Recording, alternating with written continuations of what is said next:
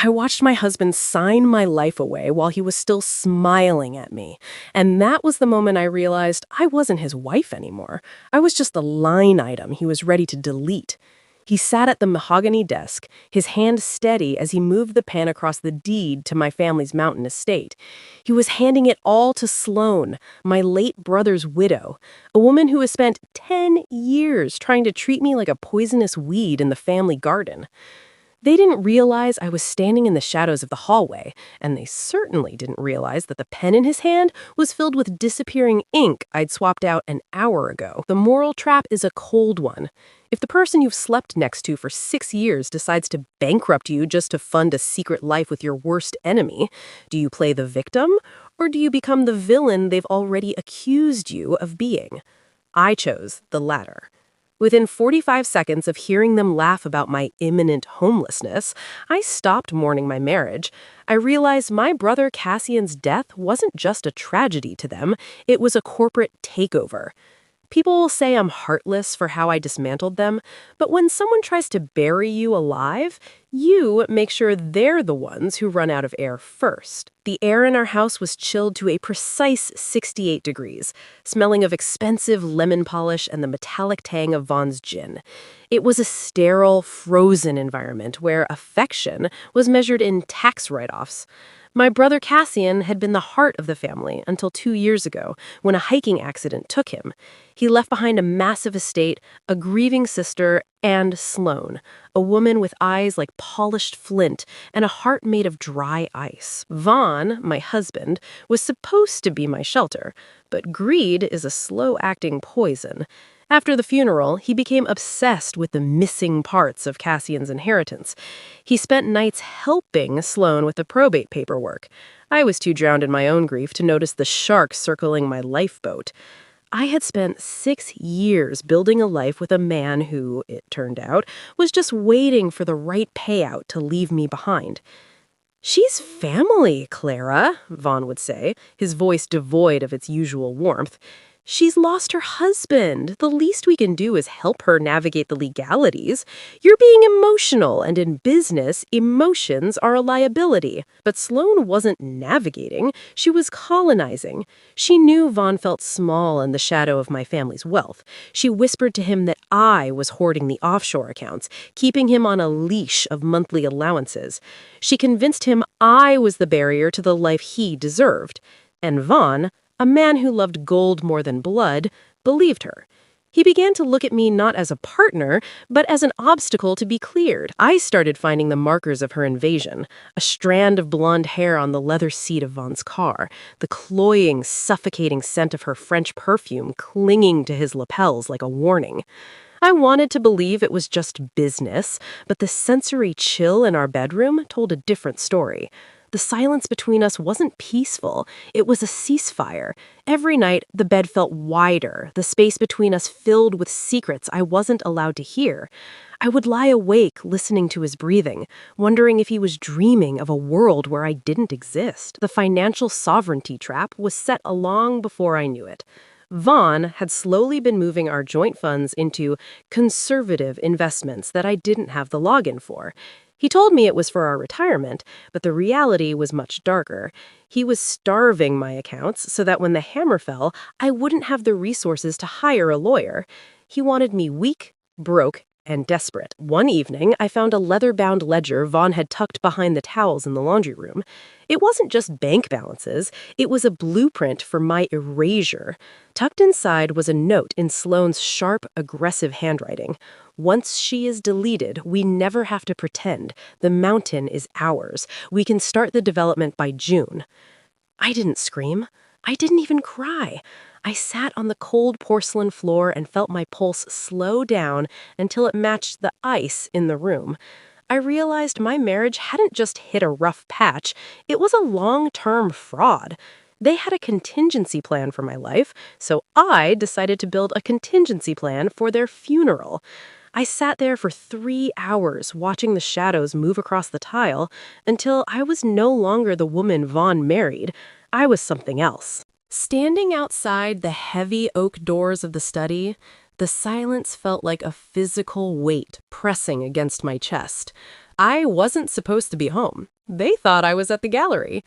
But as I stood in the shadows, I heard the sound of a glass clinking against a ring. Sloane's ring. The heavy oak doors were cracked just enough for me to see the glow of the desk lamp illuminating their conspiratorial faces. "Once he signs the final transfer, Clara will have nothing," Sloane whispered. Her voice sounded like silk sliding over a razor.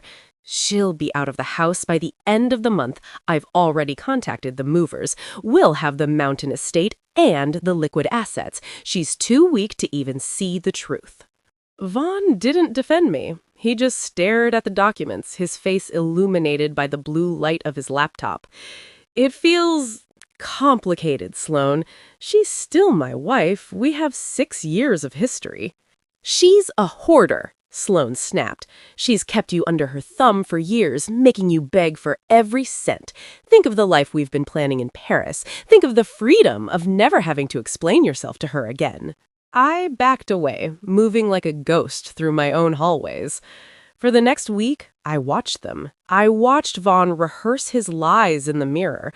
I watched him check his phone with a hunger that made me nauseous. He wasn't being tricked. He was an active participant in his own corruption. He would look me in the eye at breakfast, ask me how I was sleeping, and then go into his office to plot how to take the roof from over my head. I managed to access their shared cloud drive. It was a gallery of betrayal, hundreds of photos, not just of the documents they were forging, but of them, together, in Paris, when Vaughn said he was at a risk management seminar, in the mountain cabin Cassian built with his own hands, while I was at the florist picking out funeral wreaths. They were drinking my brother's vintage wine and laughing in the bed he had built. The level of disrespect was staggering. They were celebrating my brother's death before the dirt had even settled on his casket. You're probably wondering why I didn't just walk in there and slap them, why I didn't call a lawyer immediately, but you've never seen the look in a man's eyes when he's already decided you don't exist. If I had confronted them then, they would have accelerated their plan. To win a war against people who have no shame, you have to let them believe they've already won. You have to let them get comfortable in their greed.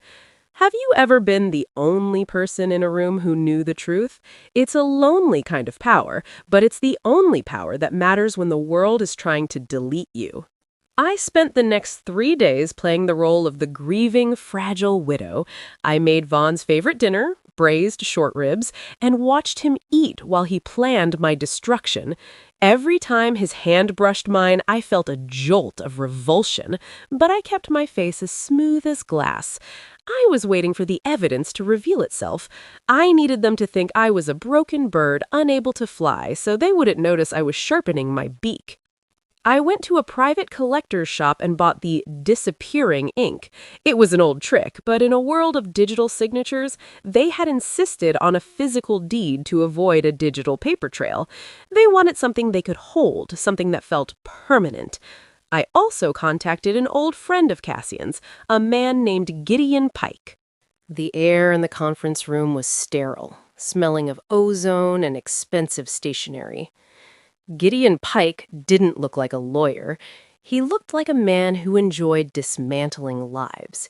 He was my professional assassin. He sat across from me in his glass-walled office, his fingers steepled together. The city skyline behind him looked like a graveyard of failed ambitions. He had been Cassian's fixer for years, and he didn't hide his disgust for what Vaughn and Sloane were doing. "Your father's estate is protected by a Tier 1 legacy trust, Clara," Gideon said, his voice a low, gravelly hum. "Sloane thinks she's found a loophole, but she's playing with fire. She doesn't realize that your brother installed a bad faith trigger. If we trigger the financial sovereignty clause, we don't just stop the transfer, we incinerate their standing in the financial community. They won't be able to open a bank account in this country for a decade." "Do it," I said. My voice was different now. The exhaustion was shifting from shell-shocked to cold and calculated. I wasn't the victim anymore. I was the architect. I want them to feel the floor disappear. I want them to realize that the person they ignored is the one holding the keys to the exit. I want Sloane to understand that she didn't just lose a husband, she lost her future. Gideon leaned forward, his eyes sharp. You understand that once I pull this trigger, there is no going back. Vaughn will be ruined. His reputation at the firm will vanish. He will be legally radioactive. Vaughn died to me the moment he signed that first forged document, I replied. Now I just want the body removed from the premises. The night of the final signing arrived. Sloane came over for a celebratory dinner. She was wearing a diamond necklace that I had found the receipt for in Vaughn's glove box, bought with my own money. She looked triumphant, her movements fluid and arrogant. She treated my home like it was already hers, criticizing the decor and the menu. I know you've been stressed about the estate, Vaughn, I said, walking into the study where the papers were laid out. I handed him the pen. Use this one. It was Cassian's. He always said important things should be signed with family history. It feels right, doesn't it, to use his pen to finalize his legacy? He took it. He didn't even blink. He signed the deeds that would move the mountain property into a shell company controlled by Sloane. I watched the ink flow, dark, bold, and seemingly permanent. He felt like a king. I felt like the executioner. Sloane stood behind him, her hand on his shoulder, her eyes gleaming with a predatory light. The evidence reset happened an hour later. We were sitting in the dining room, the candles casting long, jagged shadows against the gold-rimmed plates. The sound of silverware against china was the only thing breaking the silence. I had a digital recorder hidden in the centerpiece, catching every word of their gloating. I think it's time we talk about the transition, Clara, Sloane said, her voice dripping with false empathy. Vaughn told me the papers are finalized. You should probably start looking for a smaller apartment. The mountain house is, well, it's a lot for a woman in your condition. You need to focus on your mental health. I leaned back, taking a slow sip of water. You're right, Sloane. It is a lot. Which is why I'm so glad the transfer is technically impossible. You see, the law has a funny way of protecting those who actually own the property. Vaughn scoffed, pouring himself more wine, his face flushed with victory. I signed them an hour ago, Clara. They're in the safe. It's done. You're the only one who doesn't realize the world has moved on. You're living in a dream world. Go look at them, Vaughn, I said, my voice dropping to a whisper. Go see your legacy. Go see what you traded your soul for. Go look at the paper and tell me what you see. He ran to the office, his footsteps heavy on the hardwood. Sloane stayed, her eyes narrowing into slits. What did you do, you pathetic little mouse? Do you think a little tantrum is going to change the law?